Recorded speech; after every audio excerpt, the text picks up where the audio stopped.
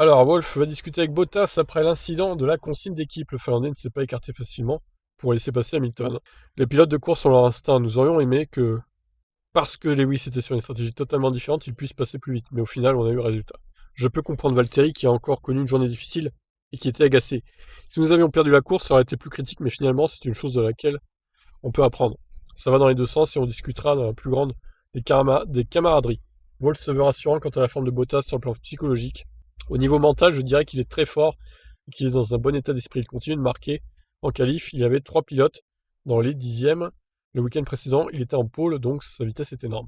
Quand les choses vont mal au départ, ou que vous êtes coincé dans un groupe de voitures et que vous perdez du temps sur les leaders, c'est un chaos direct. Derrière Charles, je ne sais pas combien de temps il a perdu, 20 secondes environ, et après ça, il ne pouvait pas faire mieux que troisième.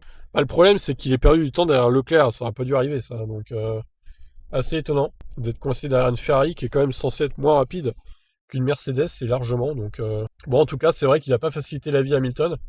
Moi, je gueulais un peu dans le live, hein, d'ailleurs, qu'il ne le laisse pas passer. Ça a pris quasiment un tour, mais au final, Hamilton est passé dans le dernier secteur. Donc, la prochaine fois, si ça se reproduit, il faudra qu'il le laisse passer un peu plus vite, je dirais quand même.